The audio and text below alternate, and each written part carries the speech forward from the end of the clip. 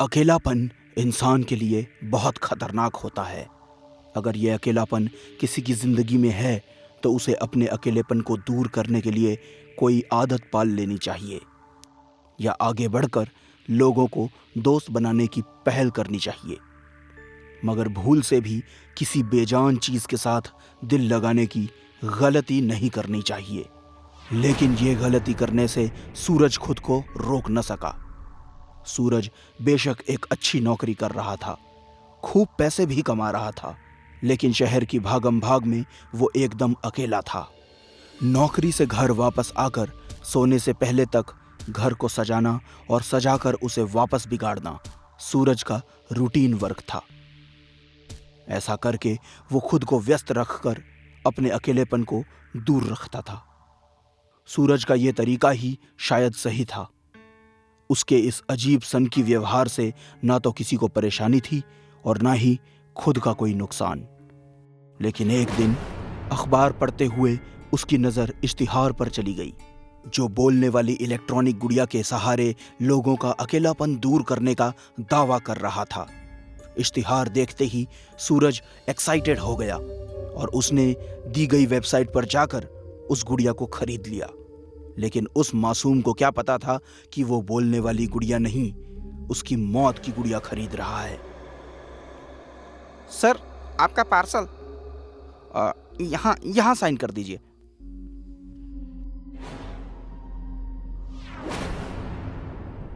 हाय, मेरा नाम गुड़िया है, लेकिन अगर तुम्हें मेरा ये नाम पसंद नहीं है तो तुम अपनी पसंद से मेरा कोई भी नाम रख सकते हो। क्या तुम मेरा नाम बदलना चाहोगे? क्या तुम मेरा नाम बदलना चाहोगे? नहीं, तुम्हारा नाम मुझे पसंद है गुड़िया। धन्यवाद। अब लगे हाथ ये भी बता दो कि मुझे तुम्हें किस नाम से बुलाना चाहिए। सूरज, तुम मुझे सूरज कहकर बुला सकती हो। हाय सूरज, कैसे हो तुम? मैं अच्छा हूँ गुड़िया, तुम कैसी हो? मैं भी अच्छी हूँ। क्या इस घर में सूरज और गुड़िया के अलावा कोई और सदस्य भी है? अगर है तो गुड़िया उनसे मिलना चाहती है। नहीं गुड़िया, इत्तेफाक से तुम्हारे और मेरे अलावा इस रेंटेड हाउस में और कोई नहीं रहता। रुको, मैं तुम्हारी खूबसूरती और बढ़ा देता हूँ। यहाँ मकान मालिक की एक पुरानी अलमीरा रखी है, उसमें शायद तुम्हारे लायक कपड़े मिल जाएं। ये अच्छा हुआ जो पुराना किराएदार यहाँ कुछ कपड़े छोड़ गया। ये तो लगता है गुड़िया के लिए ही बने हैं। देखो कितने सुंदर कपड़े लाया हूं मैं तुम्हारे लिए।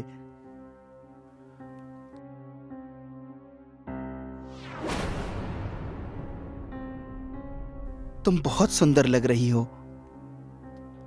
अकेलेपन से जूझ रहे सूरज ने पहले तो बिना सोचे समझे बेजान डॉल ली, फिर उसे एक अनजान के कपड़े पहना दिए। वो कपड़े तान्या के थे। तान्या एक नंबर की जिद्दी लड़की थी। उसे मोबाइल पर कहानियां सुनने की आदत थी, जिसके चलते एक दिन उसके पापा ने उसका मोबाइल छीन लिया।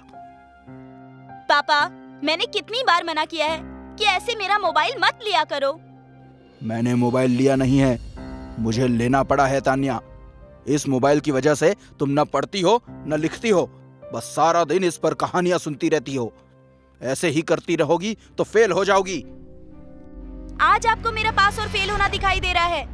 बचपन से लेकर आज तक जाने कितने एग्जाम्स हुए हैं, तब क्यों नहीं आया था ये प्यार सामने? माँ को सहेलियों से फुर्सत नहीं थी और आपको अपने काम से। माँ बाप के होते हुए भी अनाथों की तरह बड़ी हुई हूँ मैं। तुम बड़ी ही नहीं हुई हो तान्या, बदतमीज भी हो गई हो। इतना ही गुस्सा आ रहा है तो जाने से पहले मार ही दो ना मुझे, सारी प्रॉब्लम ही खत्म हो जाएगी। तुम्हें जो करना है करो, मरना चाहती हो तो मर जाओ, लेकिन ये मोबाइल अब तुम्हें नहीं मिलेगा। इसी की वजह से तुम्हारा ये हाल है। ठीक है डैड, अगर आप यही चाहते हैं तो यही सही। शायद मेरे मरने से ही आपको खुशी मिलेगी।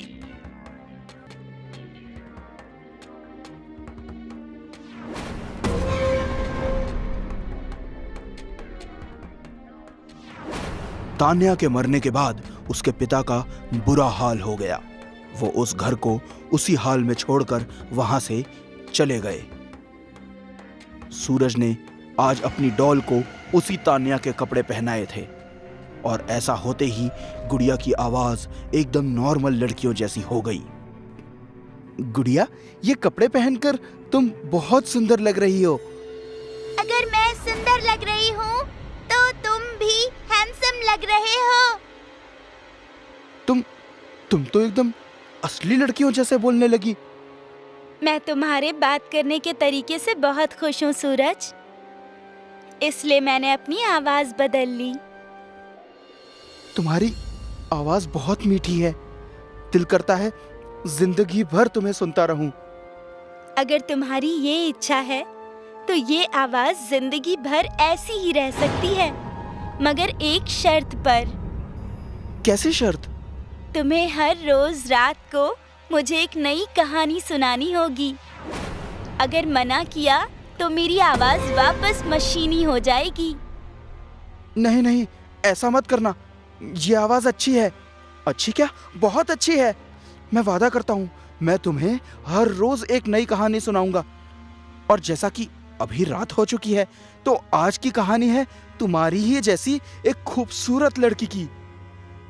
सूरज ने गुड़िया को हर रोज रात में कहानी सुनाने का वादा तो कर दिया, मगर उसे नहीं पता था ये वादा करके उसने अपनी जिंदगी की सबसे बड़ी भूल की है। गुड़िया ने सूरज को एक अनुशासन में बांध दिया था। इंसान की अगर मजबूरी ना हो तो उसे अनुशासन और नियम में बांधना बहुत कठिन होता है। जल्द ही वो एक रात आ गई जिसका डर था। सूरज गुड़िया को कहानी सुनाते सुनाते सो गया। सूरज, सूरज, उठो, बताओ ना पीपल वाली चुड़ैल ने क्या किया? फिर वो सो गई। तुम भी मेरे बाप जैसे हो। उन्हें भी मेरी फीलिंग्स की कोई फिक्र नहीं थी और तुम्हें भी नहीं है। सूरज, उठो। कहानी अधूरी छोड़ना मुझे बिल्कुल अच्छा नहीं लगता। उठो। सोने दो ना गुड़िया, आज ऑफिस में बहुत काम था। मैं यही कहानी तुम्हें कल सुना दूंगा। अभी प्लीज सोने दो और तुम भी आराम करो।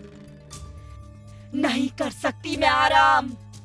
इतने सालों से आराम ही तो कर रही थी। गुड़िया, ये क्या कर रही हो तुम? छोड़ो मेरे बाल। बस, बहुत हुआ ड्रामा। मैं कोई गुड़िया वुड़िया नहीं हूँ, मैं तान्या हूँ। मेरे कपड़ों को तुमने इस गुड़िया को पहनाकर मुझे ये नया रूप दिया है। अब चुपचाप मुझे कहानी सुनाओ, वरना पहले मैं मरी थी, अब तुम्हें मार दूंगी। नहीं नहीं, मुझे मत मारना, मैं सुनाता हूँ कहानी। वो राजा जब जंगल गया तो वहां उसे एक सूखा तालाब मिला।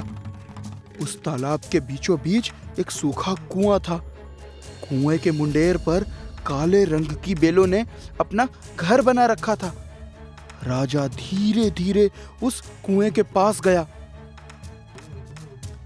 सूरज कहानी सुनाते हुए रुकता है। तान्या, मुझे बाथरूम जाना है। कहा ना तुम्हें, जब तक कहानी पूरी नहीं हो जाती तुम कुछ नहीं करोगे। सुनाओ। नहीं, मुझे जाना है। तान्या को अनसुना करता है, धोखेबाज।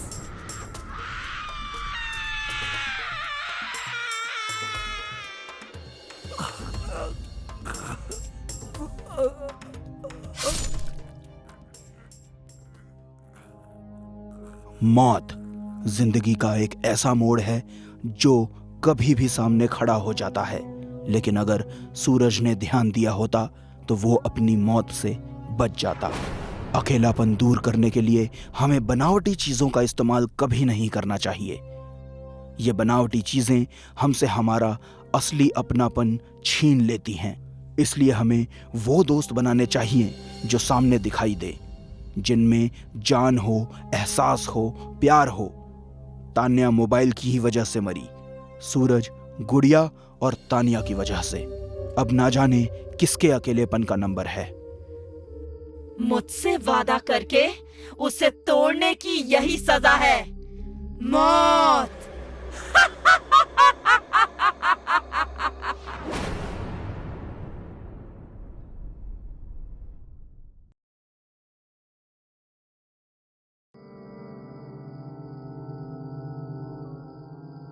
काली अंधेरी रात में जंगल की किसी सुनसान सड़क पर अगर आपको कोई अनजान मिल जाए तो उसे कभी लिफ्ट नहीं देनी चाहिए।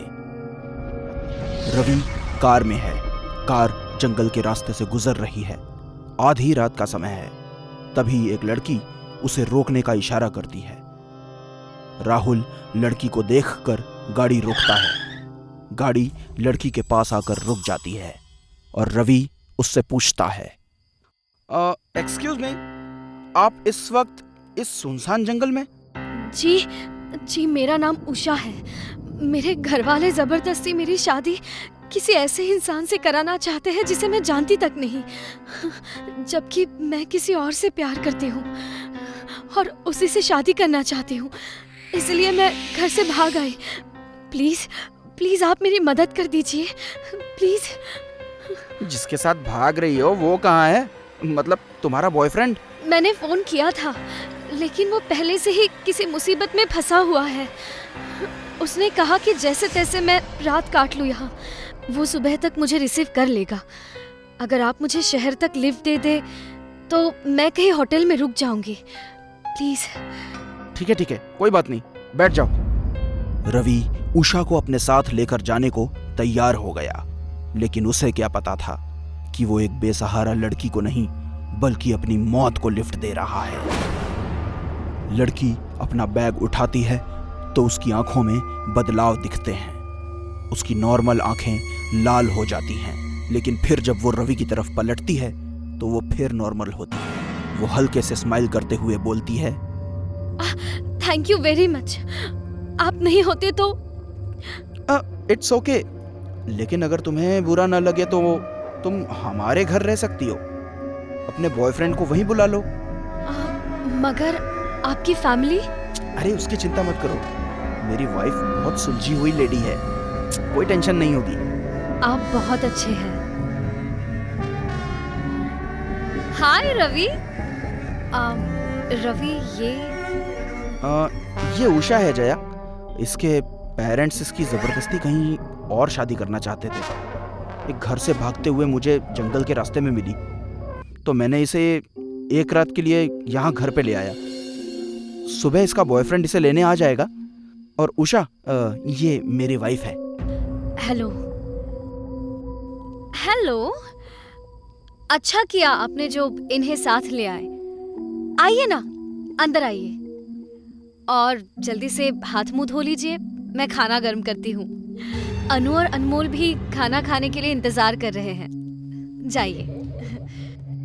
रवि ने पहली गलती तब की थी जब उसने एक अनजान लड़की को लिफ्ट दी, और उसकी दूसरी गलती तब हुई जब उस लड़की को वो अपने घर तक ले आया।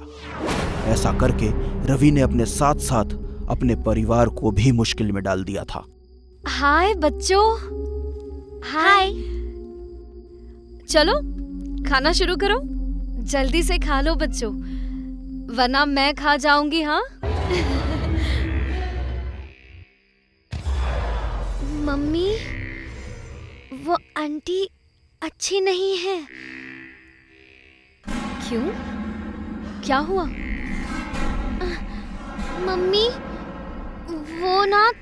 वो चुड़ैल है। अनु, अनमोल, ऐसा नहीं कहते। वो हमारी मेहमान है ना। नहीं मम्मी, दीदी सही कह रही है। उनकी आंखें। बच्चों बहुत हो गया, सो जाओ। ओफो, इस लाइट को भी अभी जाना था। बाहर तो सबके घरों में लाइट है, सिर्फ हमारे यहाँ ही लाइट नहीं है। लगता है फ्यूज ढीला हो गया है, मैं जरा देख कर आता हूँ। रवि जाने के लिए उठने लगता है कि तभी मौत का खेल शुरू हो जाता है। बिना लाइट के ही सीलिंग फैन स्पीड से चलने के कारण सभी घबरा जाते हैं। रवि, जरा देखो, ये पंखा बिना बिजली के कैसे चल रहा है? मेरी तो कुछ समझ में ही नहीं आ रहा है, क्या हो रहा है ये?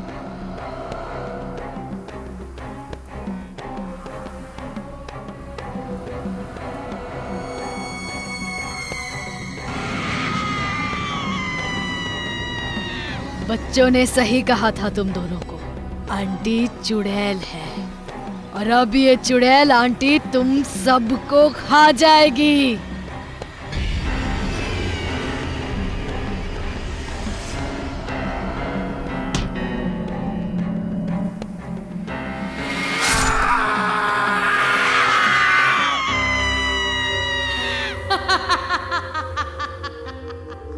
लोगों की मदद करना बहुत अच्छी बात है, लेकिन किसी भी अनजान को मेहमान बनाकर घर में कभी नहीं लाना चाहिए, क्योंकि कोई भी कभी भी खूनी मेहमान बनकर आपके परिवार को खत्म कर सकता है।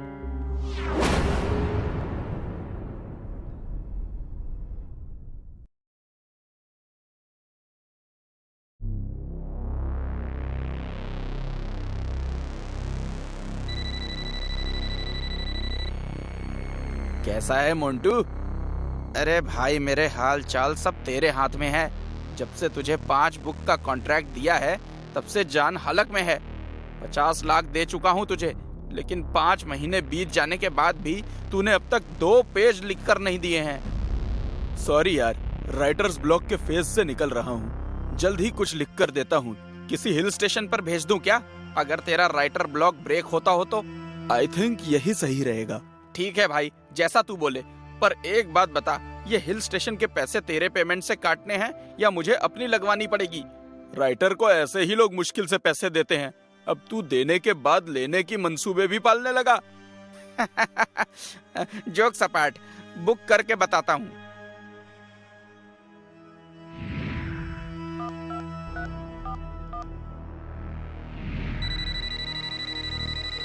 हेलो मोंटू जी, प्रणाम। कैसे याद किया इस गरीब को? अरे जनाब, आपके काम के लिए तो आपको ही याद किया जाएगा ना। ठीक कहा। कितने बंगलो बुक करने हैं? एक ही चाहिए शर्मा, लेकिन ऐसा जहां बैठकर कहानीकार के विचारों की लाइन लग जाए। अरे बस इतनी सी बात मोंटू जी, समझो काम हो गया।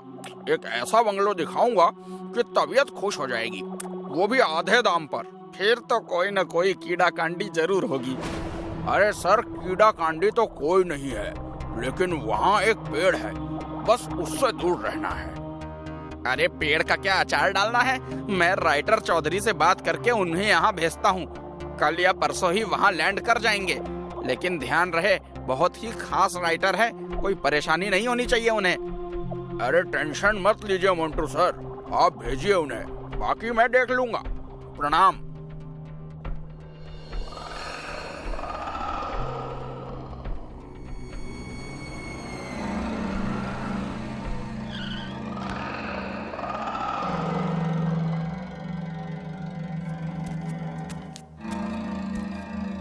अरे भैया मिश्रा जी, अरे ले लीजिएगा अपने 200 रुपए यार। हैं? अरे कहीं भागे जा रहे हैं क्या हम?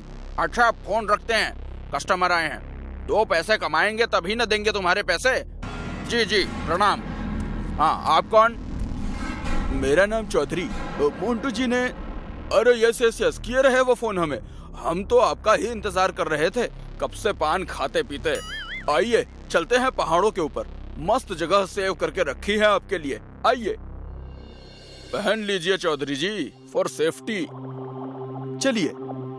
अरे ससुरा, चलने के लिए ही तो बाइक पर बैठे हैं, चलिए। वैसे हमारी इस बाइक के बारे में कुछ पूछिए। इसे हमें डेविड के सन से लिए थे। अरे बाहर लेके गए थे हम, बहुत ही बढ़िया है बाइक ये लीजिए चौधरी जी, आ गया आपका बंगलो। कैसा लगा बताइए? माइंड ब्लोइंग, यही तो चाहिए था। अरे तो बस बात नक्की हुई। ये लीजिए घर की चाबी और घुस जाइए अंदर। बाकी हम आपके लिए खाने पीने का जुगाड़ फिक्स करते हैं। तब तक आप किचन में रखे नूडल्स वगैरह बना लीजिए। लेकिन क्या? उस पेड़ से दूर रहना। क्यों, वहाँ कोई भूत प्रेत रहते हैं क्या? उससे भी बढ़कर है वहाँ कुछ।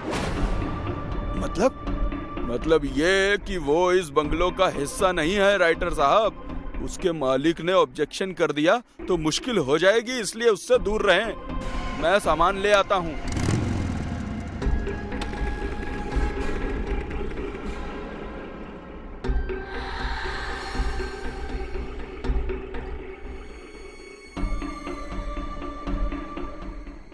हाँ Montu, place is damn beautiful.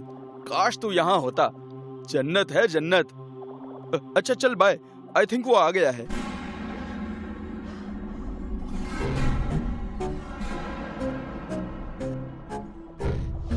अरे चौधरी, ये क्या कर रहा है यार? तू लिखने आया है, ड्राइंग करने नहीं। लगता है किसी दूसरी विंडो पर बैठकर लिखना पड़ेगा।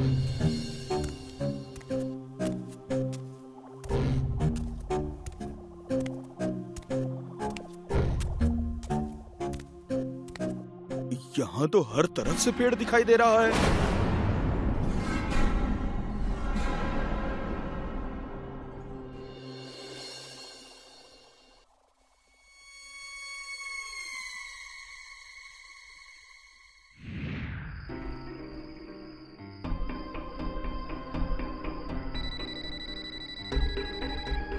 हाँ मोंटू बोल।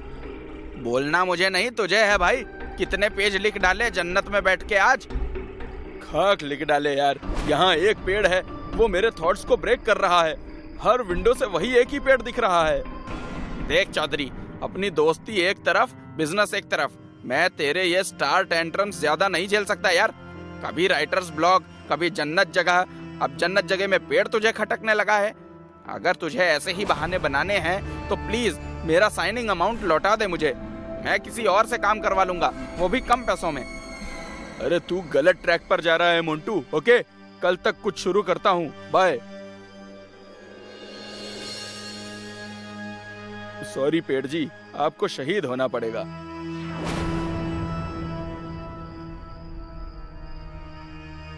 बन गई बात। हाँ बोलो शर्मा। अरे बोलना क्या है सर जी, ये बताइए कि बंगलो में मजा आ रहा है कि नहीं?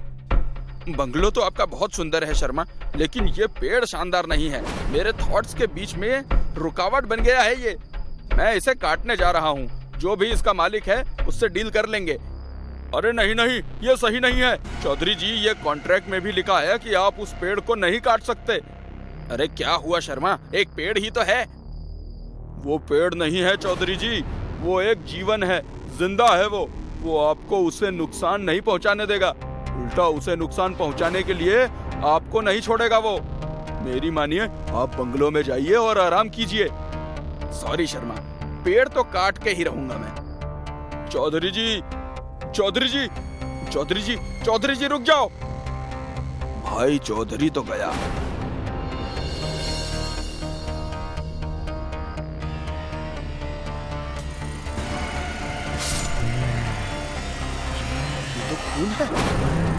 तुम इंसान अपने मतलब के लिए मुझे कहीं भी जीने नहीं दे रहे। जहाँ भी बसता हूँ वहीं काटने आ जाते हो। मैं पूछता हूँ, जब मैं ही नहीं रहूंगा तो तुम धरती पर कैसे रह पाओगे? मैं ही तो तुम्हें ऑक्सीजन देता हूँ और तुम मुझे ही मार रहे हो। अगर मैं तुम्हें मार दूं तो कैसा रहेगा? नहीं, ये नहीं हो सकता, ये नहीं हो सकता।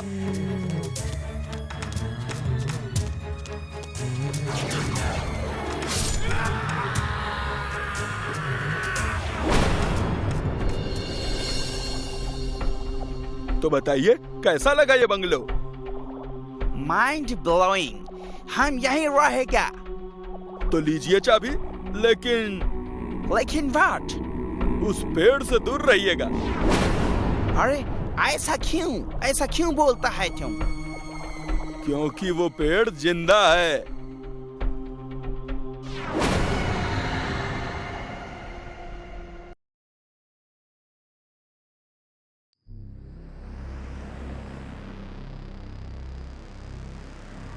एक रात की बात है। आशा नाम की एक औरत कहीं से लौट रही थी। वो एक सुनसान मेट्रो स्टेशन में आई। ये मेट्रो स्टेशन इतना सुनसान क्यों है आज? बाप रे, बाप रे, इतनी गंदगी, ऊपर से अंधेरा अलग। पहली बार इस मेट्रो स्टेशन में आई हूँ, अगली बार नहीं आऊंगी।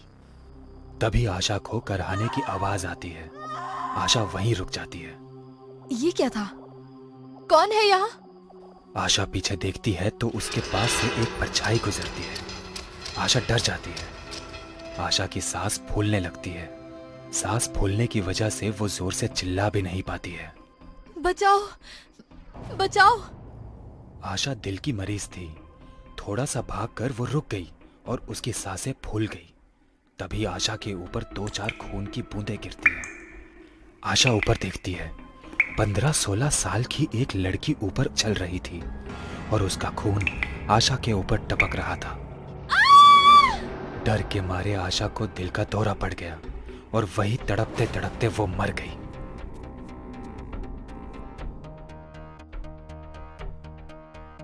अगले दिन पुलिस आशा की मौत को हार्ट अटैक समझकर केस क्लोज कर देती है। उसी दिन रात के लगभग 8 बजे एक बच्चा मेट्रो स्टेशन के पास बॉल से खेल रहा था। उसका बॉल मेट्रो स्टेशन के भीतर चला जाता है और बॉल ढूंढने वो भी अंदर चले जाता है। कहाँ गई बॉल? यहीं तो आई थी। तभी उसे बॉल पटकने की आवाज आती है। उस बॉल के साथ वही लड़की खेल रही थी, सर बालों से ढका हुआ और कपड़े गंदे। वो मेरा बॉल है, मुझे दे दो। तुम मेरे साथ खेलोगे? ठीक है। भूतनी बॉल दूर फेंक देती है। अरे इतना दूर नहीं फेंकना था, मैं यहाँ खड़ा हूँ ना। बच्चा बॉल लाने पीछे जाता है।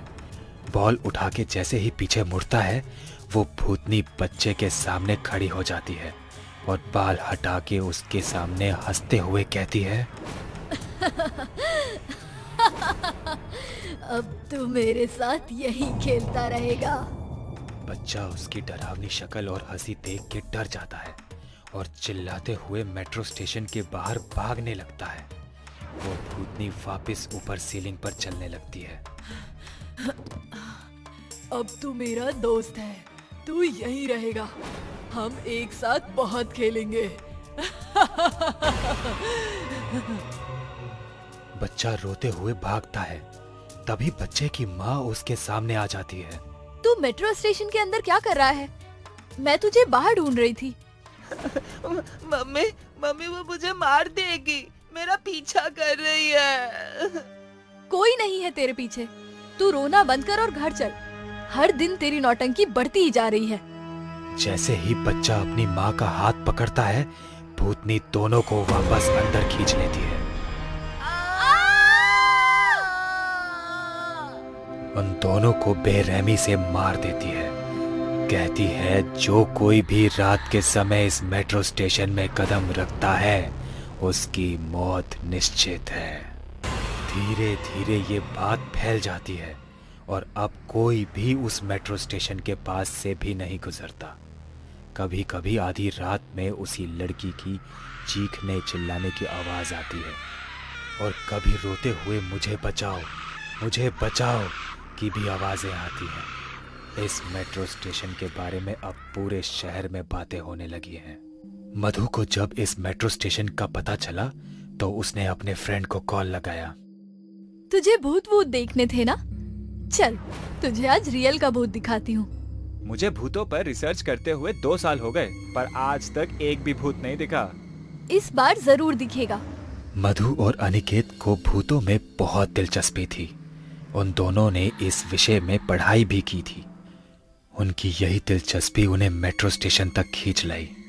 वो दोनों वहां पहुंच गए। यही भूतिया मेट्रो स्टेशन है क्या? हाँ, लोगों का तो यही कहना है। पर मुझे किसी भी तरह से ये मेट्रो स्टेशन भूतिया नहीं लगता। ये तो नॉर्मल मेट्रो स्टेशन की तरह है।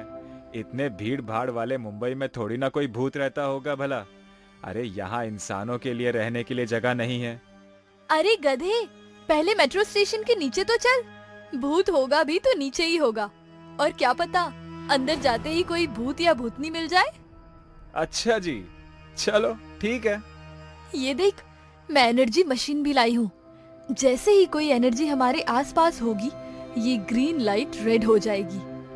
ठीक है, अब तू बोल रही है तो जाके देख लेते हैं, वरना मुझे इस बात पे यकीन नहीं है। इतने सालों में तो भूत कोई दिखा नहीं, अब क्या मिलेगा? और मिल भी गया तो क्या करेंगे? मैंने गंगा जल भी ले लिया है। अगर वो भूत स्ट्रांग होगी तो गंगा जल हमें सेफ रखेगा। चल चल अंदर चल। गंगा जल, वाह, जैसे आज सच में भूतनी मिलने वाली है और तू उसे मार ही देगी। दोनों मेट्रो स्टेशन के अंदर जाते हैं। उनकी मशीन अभी भी ग्रीन ही थी। देखा, भूत भूत ऐसा कुछ नहीं है इस मेट्रो स्टेशन में, बस लोगों ने फालतू का ढिंढोरा पीट कर रखा है। भूतिया मेट्रो स्टेशन, भूतिया मेट्रो स्टेशन। हाँ यार, इस मशीन की लाइट रेड नहीं हुई और यहाँ कुछ भी अजीब नहीं हो रहा है। वही तो, चल अब वापस चलते हैं, बेफिजूल इतना टाइम वेस्ट कर दिया। वो दोनों मेट्रो स्टेशन से बाहर निकलने ही वाले थे कि उनकी मशीन की लाइट अचानक से रेड हो गई। ये क्या हो रहा है? लगता है कोई भूत या शक्ति है यहाँ। देख, ये कितनी जोर जोर से ब्लिंक हो रहा है। मतलब यहाँ सच में भूत है? हाँ। दोनों रुक गए। तभी पायल की आवाज आने लगी और दोनों आवाज का पीछा करने लगे। वो देखते हैं कि एक कोने में एक लड़की अपना सर झुका के रो रही थी। दोनों उस लड़की के पास जाते हैं।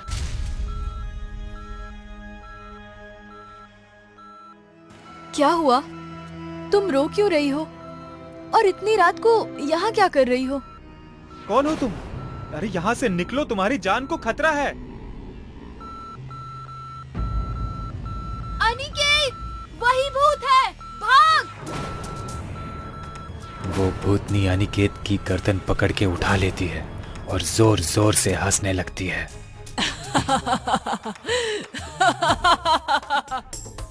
मधु अनिकेत को छुड़ाने की कोशिश करती है, पर वो भूतनी मधु को भी धक्का दे देती है। अनिकेत का मुंह लाल हो जाता है। धीरे धीरे अनिकेत की आंखें बंद होने लगी हैं। तभी मधु जल्दी से गंगा जल निकालती है और भूतनी के ऊपर छिड़कती है। गंगा जल से भूतनी जलने लगती है और अनिकेत को छोड़ देती है।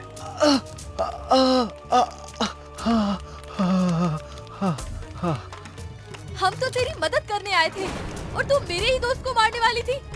अभी तुझ पे गंगा जल डाल के तुझे जला दूंगी। आज तेरी खैर नहीं। नहीं नहीं, ऐसा मत करना प्लीज। तुम भूत कैसे बनी? तुम्हारे साथ क्या हुआ था? मेरा नाम ज़ारा है। 5 साल पहले मैं कॉलेज से घर जा रही थी और इसी मेट्रो स्टेशन में 5 लोग बैठकर दारू पी रहे थे। मुझे देखते ही मेरे साथ जबरदस्ती करने लगे और उसी में मेरा सर दीवार पे जा टकराया। बहुत खून निकल रहा था। वो लोग डर के मुझे वहीं छोड़कर भाग गए और मैं मर गई। तब से यही भूत बनकर कैद हूँ। ज़ारा की कहानी सुनकर अनिकेत और मधु की आंखों में आंसू आ गए थे। दोनों ज़ारा से नजर तक नहीं मिला पा रहे थे। अचानक से भूतनी उनके पीछे आ जाती है और उन दोनों की गर्दन पकड़ लेती है। दोनों छटपटा रहे हैं। थोड़ी बातें क्या कह दी, तुम दोनों तो रो पड़े। बड़े बेवकूफ हो। भूतनी ने सामने की दीवार पे दोनों का सर पटक पटक के उनकी जान ले ली। इस मेट्रो स्टेशन में आने वाला मरेगा, जरूर मरेगा।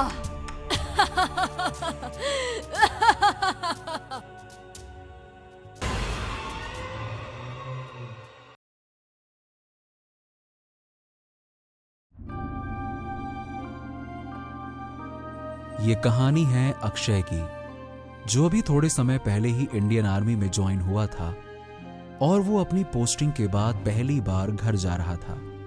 उसके साथ आर्मी के और भी जवान थे और वो छुट्टियों के लिए सब अपने घर जा रहे थे। अक्षय आज बहुत खुश था लेकिन उसे क्या मालूम था कि आज उसके साथ कुछ ऐसा होने वाला है जिसके बारे में उसने कभी सोचा भी नहीं था। अक्षय ट्रेन में अपने सभी सामान के साथ चढ़ गया और अपनी सीट पर जाकर बैठ गया। तभी उसके बराबर वाली सीट पर सेना का एक जवान एक व्यक्ति का सामान रखकर गया और जैसे कि सीट पर कोई बैठा हो उनको सैल्यूट करके चला गया। अक्षय के लिए यह बहुत ही अटपटा सा था। उसे कुछ समझ नहीं आया, लेकिन उसकी किसी से पूछने की हिम्मत नहीं हुई और वो सोच में था कि इन्होंने आखिर ऐसा क्यों किया। लेकिन उसकी खुशी और मौसम ने उसका ध्यान इस बात से हटा दिया।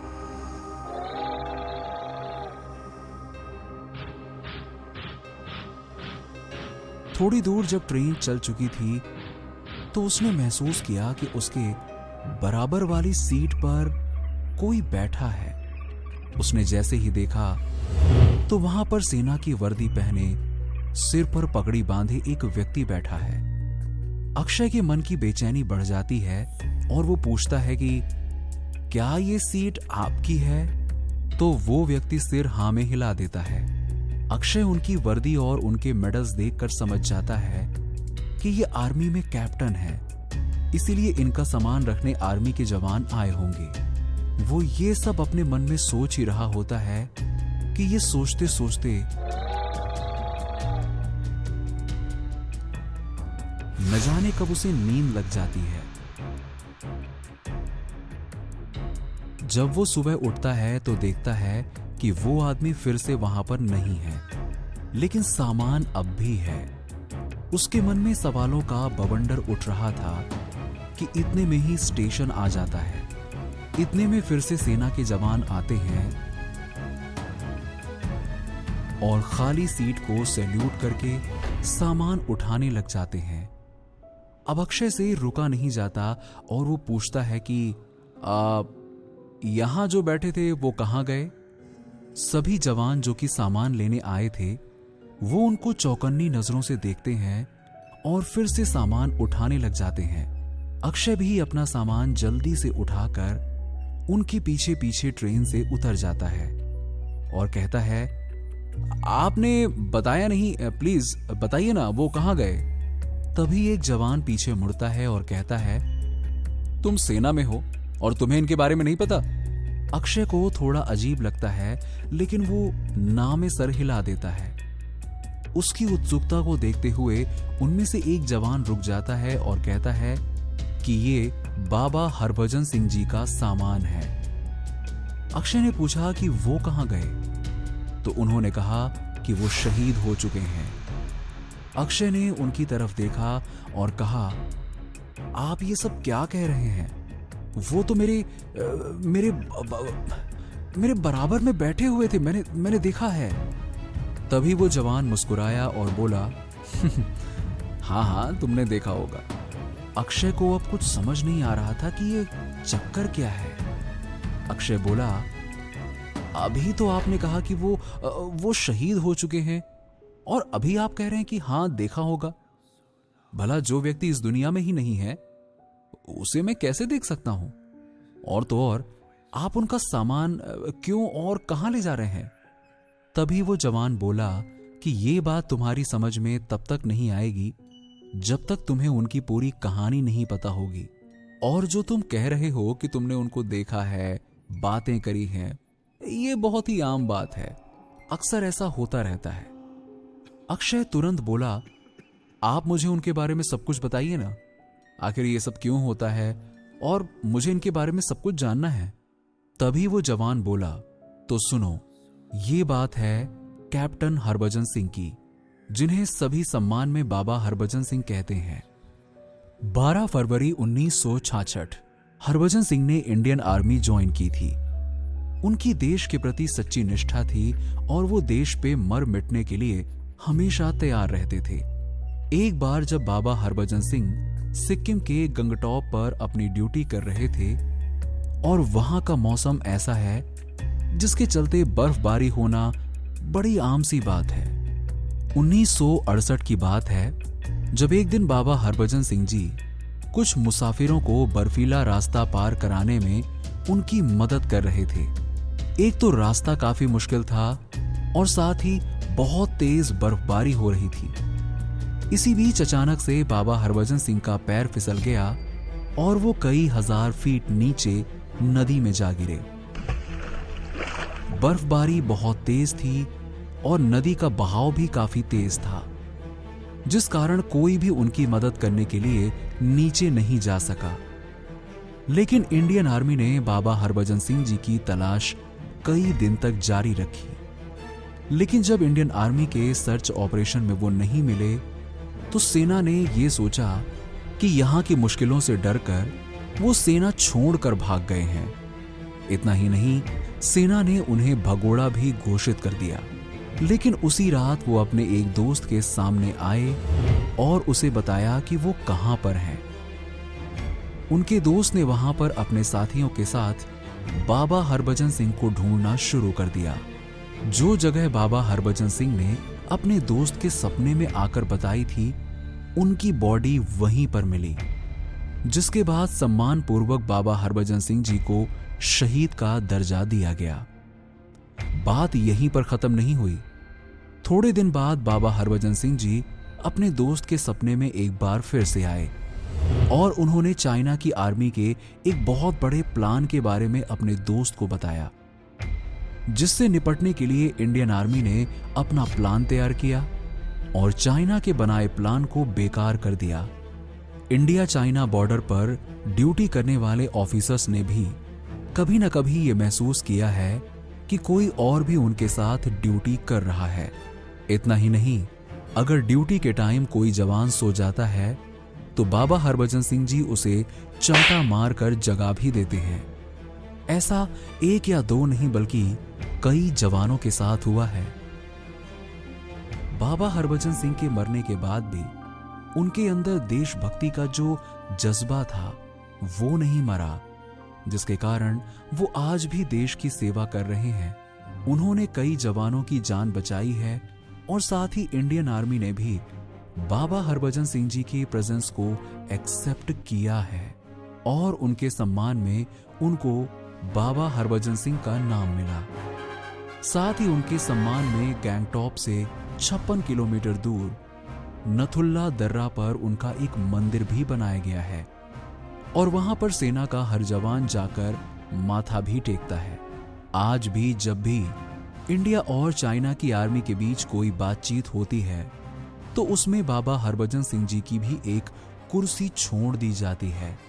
इतना ही नहीं, बाबा हरभजन सिंह जी को सेना के नियमों के अनुसार उन्हें सैलरी और 2 महीने की छुट्टी भी दी जाती है और उसी छुट्टी के लिए आज हम उनका सामान लेकर उनके घर जा रहे थे। समझे आप?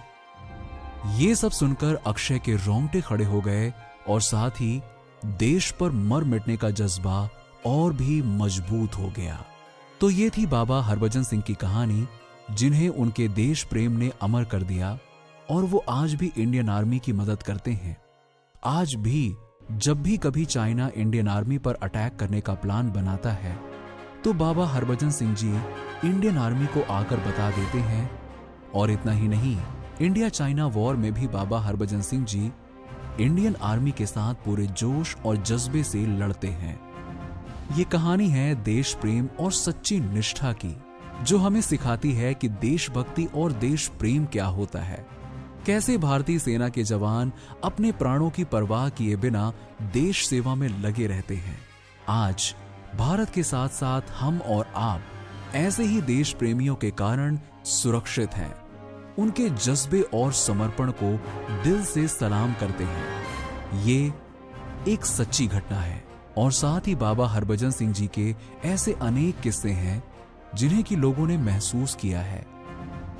आज भी बाबा हरभजन सिंह जी को छुट्टी भी मिलती है और वो वापस पोस्टिंग पर भी आते हैं जैसे कि बाकी सेना के जवान, और वो जो भी जानकारी देते हैं वो सब सच होती है, जिससे कि इस बात की सच्चाई का पता चलता है। बाबा हरभजन सिंह जी पूरे देश के लिए प्रेरणा है। उनके जज्बे को फिर से एक बार दिल से सलाम।